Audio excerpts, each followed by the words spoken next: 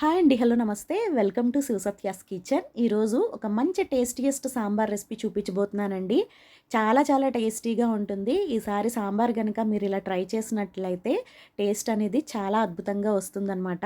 అలాగే మీరు చేసే ఈ సాంబార్ గుమగుమలన్నీ మీ చుట్టుపక్కల ఇళ్ళ వరకు కూడా వెళ్ళిపోతాయి. ఇప్పుడైతే సాంబార్ ఎలా ప్రిపేర్ చేసుకోవాలో చూద్దాం.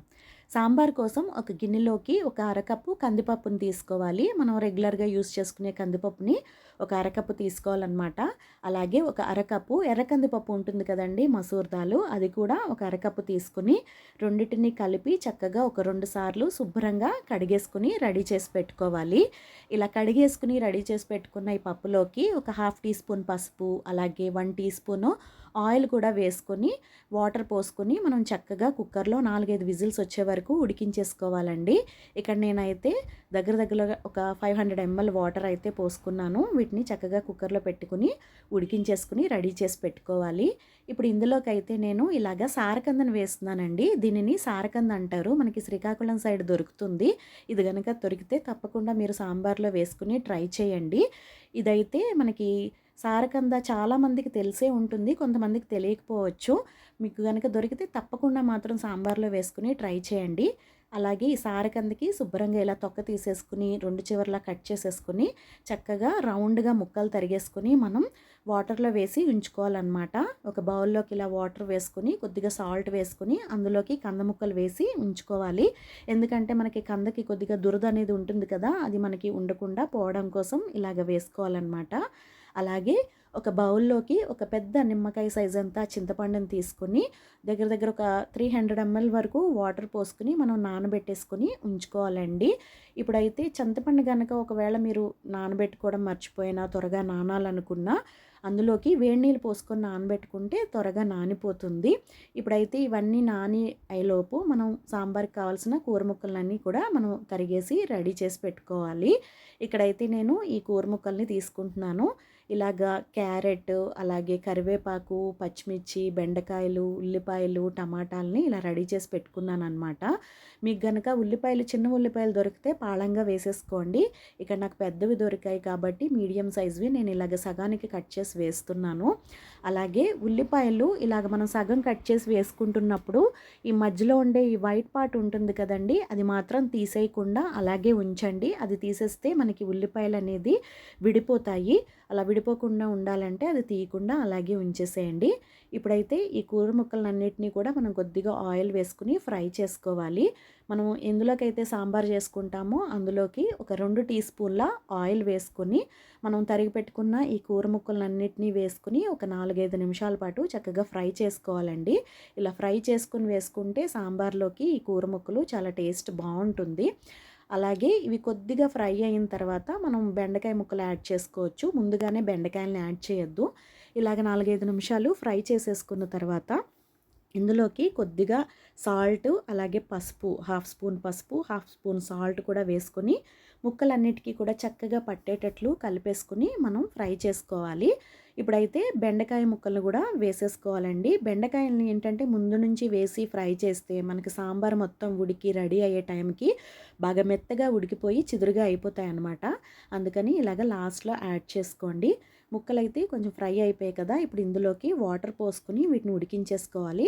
దగ్గర నేను ఇక్కడ 200-250 ml వాటర్ పోసి ఉడికిస్తున్నాను. అలాగే మనకి పప్పు కూడా ఉడికిపోయి రెడీ అయిపోయింది. పప్పు అయితే ఉడికిపోయిన తర్వాత దాన్ని చల్లారనివ్వాలండి. చల్లారిన తర్వాత దాన్ని మనం కొద్దిగా పప్పుతో కూడా ఒక పేస్ట్ తయారు చేసుకోవాలి. ఇప్పుడైతే ముందుగా మనం సాంబార్ పేస్ట్ని ప్రిపేర్ చేసుకుందాము.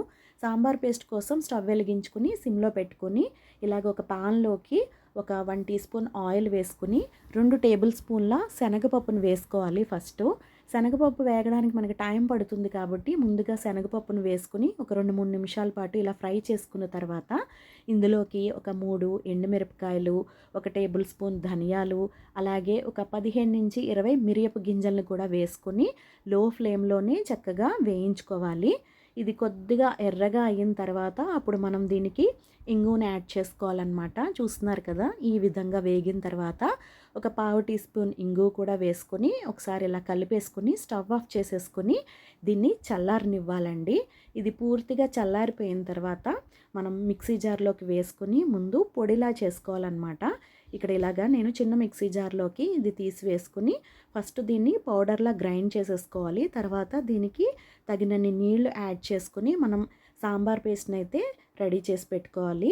చూస్తున్నారు కదా, ఈ విధంగా గ్రైండ్ చేసుకుని మనం దీన్ని వేరే దాంట్లోకి తీసి పెట్టేసుకోవాలి. ఇప్పుడు ఇదే మిక్సీ జార్లోకి మనం ఉడికించుకున్న కందిపప్పులోంచి ఒక గెరిటెడు కందిపప్పు, అలాగే ఒక 10 నుంచి 12 వెల్లుల్లి రెబ్బల్ని తొక్కతో సహా వేసేసుకోవచ్చు. దీంట్లో కొద్దిగా వాటర్ పోసుకుని చక్కగా గ్రైండ్ చేసేసుకొని ఇది కూడా పేస్ట్ చేసుకుని మనం రెడీ చేసి పెట్టుకోవాలి. ఇలా మనం సాంబార్లోకి కనుక యాడ్ చేసినట్లయితే సాంబార్కి మంచి ఫ్లేవర్ వస్తుందండి. సాంబార్ చాలా చాలా బాగుంటుంది. ఇక్కడైతే మనకి ముక్కలు ఆల్మోస్ట్ ఉడికిపోయాయి. ఇప్పుడు ఇందులోకి మనం నానబెట్టుకున్న చింతపండు రసాన్ని యాడ్ చేసుకోవాలి. నేను చింతపండు రసాన్ని ఒకసారి యాడ్ చేసి మళ్ళీ కొద్దిగా వాటర్ పోసి మళ్ళీ ఆ రసాన్ని కూడా యాడ్ చేశానన్నమాట. అలాగే 2 మీడియం సైజ్ టమాటాలు కూడా పొడుగ్గా కట్ చేసుకుని వేసుకోవాలి. రుచికి సరిపడా సాల్ట్ కూడా వేసుకోవాలండి. చాలకపోతే మళ్ళీ తర్వాత మనం యాడ్ చేసుకోవచ్చు. ఇవన్నీ వేసిన తర్వాత మనం చక్కగా ఒకసారి కలిపేసుకుని ఉడికించుకోవాలి. ఇప్పుడైతే ఇందులోకి తీపికి నేను ఒక 2 బెల్లం ముక్కల్ని వేస్తున్నాను. మీకు కనుక తీపి ఇష్టమైతే వేసుకోండి, లేదంటే స్కిప్ చేసేయండి. ఒకవేళ బెల్లం ఇష్టం లేకపోతే పంచదారనైనా యాడ్ చేసుకోవచ్చు. సాంబార్లోకి మనకి తీపి ఉంటేనే కొంచెం బాగుంటుంది. ఇప్పుడైతే మనం ఉడకపెట్టుకున్న పప్పులోకి కొద్దిగా వాటర్ పోసుకొని మెదిపేసుకుని ఆ పప్పు యాడ్ చేసేసుకోవాలి. అలాగే మనం రెడీ చేసి పెట్టుకున్న పప్పు వెల్లుల్లి పేస్ట్ కూడా యాడ్ చేసేసుకున్న తర్వాత మనం రెడీ చేసి పెట్టుకున్న సాంబార్ పేస్ట్ని కూడా యాడ్ చేసేసుకొని మళ్ళీ ఒకసారి సాల్ట్ అనేది చెక్ చేసుకుని చాలకపోతే కొద్దిగా యాడ్ చేసుకోండి. నాకైతే చాలదనిపించి కొద్దిగా యాడ్ చేస్తున్నాను. ఇవన్నీ వేసాక మనం చక్కగా కలిపేసి దీన్ని మనం హై టు మీడియం ఫ్లేమ్లో పెట్టుకుని చక్కగా సాంబార్ని మరిగించుకోవాలన్నమాట. సాంబార్ బాగా మరిగిన తర్వాత ఒకవేళ మళ్ళీ మనకి ఏదైనా చాలదు టేస్ట్ అనిపిస్తే అప్పుడు మళ్ళీ యాడ్ చేసుకోవచ్చు, పులుపు కానీ సాల్ట్ కానీ. మీరు సాంబార్ పల్చగా కావాలన్నా చిక్కగా కావాలనుకున్నా దాన్ని బట్టి మీరు యాడ్ చేసుకోండి సాల్టు చింతపండు రసం అనేది. ఇప్పుడైతే మనకి సాంబారు ఇలాగ మరుగుతున్నప్పుడు పైకి నురగలా వస్తుంది కదండి, దీన్నైతే మనం తీసేసుకోవాలి. ఇలా నురగలా ఉంటే బాగోదు. అది మొత్తం చూసారా, తీసిన తర్వాత సాంబార్ అనేది చాలా క్లియర్గా బాగుంది. సో సాంబార్ అయితే రెడీ అయిపోయిందండి చక్కగాను. ఇప్పుడు ఇందులోకి మనం పచ్చి కొబ్బరి తురుముని ఒక గుప్పెడు ఇలా వేసుకోండి. వేసుకుంటే చాలా బాగుంటుంది సాంబార్లోకి. అలాగే చక్కగా ఒక కొత్తిమీరని చక్కగా కట్ చేసుకుని సన్నగా యాడ్ చేసుకోండి. చాలా చాలా బాగుంటుంది. ఇలా సాంబార్లో ఉడికిన సారకంద ముక్కలు అయితే ఎంత టేస్టీగా ఉంటాయో, చాలా చాలా బాగుంటాయి. ఇప్పుడైతే ఈ సాంబార్కి పోపు పెట్టేసుకుందాం. సాంబార్కి పోపు కోసం ఒక 2 టీ స్పూన్స్ ఆయిల్ హీట్ చేసుకుని అందులోకి 1/2 టీ స్పూన్ జీలకర్ర, 1/2 టీ స్పూన్ ఆవాలు, ఒక 2 ఎండుమిరపకాయలు తుంచుకొని వేసుకోవాలి. అలాగే ఒక 7-8 వెల్లుల్లి రెబ్బల్ని కూడా తొక్కతో సహా చితకొట్టుకొని వేసేసుకోవాలండి. పోపు మనకి వేగి మనకి ఆవాలు అనేది చిటపటమంటాయి కదా, అలా చిటపటమన్నాక ఒక 1/2 టీ స్పూను ఇంగువను కూడా యాడ్ చేసేసుకుని మొత్తం ఒకసారి కలిపేసుకుని పోపు చక్కగా వేగిపోయిన తర్వాత ఈ పోపుని మనం సాంబార్కి యాడ్ చేసేసుకోవడమే. అంతేనండి, చాలా చాలా టేస్టీగా ఉండే సాంబార్ అనేది రెడీ అయిపోయింది. చాలా గుమగుమలాడుతూ ఎంత టేస్టీగా ఉంటుందంటే మీరు తప్పకుండా ట్రై చేసి చూడాలి. ఇంకా ఈ సాంబార్ అయితే అన్నం, ఇడ్లీ, దోశ అన్నిట్లోకి కూడా చాలా చాలా బాగుంటుంది. మీరైతే తప్పకుండా ట్రై చేయండి. మీరు ట్రై చేసిన తర్వాత మీకు ఎలా కుదిరిందో ఒకసారి కమెంట్ చేయండి.